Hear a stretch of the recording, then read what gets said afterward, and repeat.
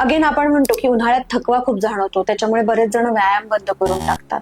तर मी सजेस्ट करेन की व्यायाम बंद करणं हे सोल्युशन नाहीये. तर तुम्ही तुमच्या व्यायामाच्या वेळा थोड्याशा चेंज करा, एकतर अगदी सकाळी अर्ली मॉर्निंग किंवा लेट इव्हिनिंग.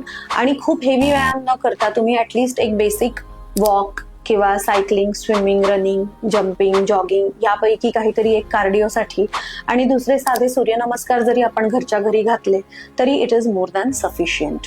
तर व्यायाम हा बंद होता कामा नये आपला उन्हाळ्यामध्ये, हे सगळ्या मैत्रिणींनो तुम्ही प्लीज लक्षात ठेवा.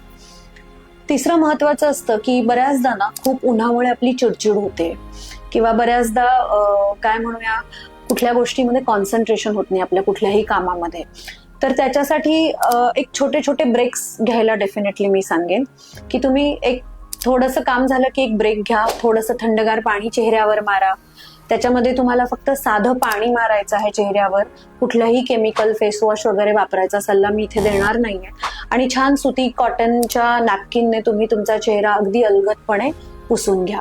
तो that will make a really great difference and तुम्हाला त्याच्याने अतिशय ताजंतवानं वाटणार आहे. सो हे झालं आपल्या कामाच्या कॉन्सन्ट्रेशन बद्दल किंवा स्वतःला फ्रेश फील करवण्याबद्दल.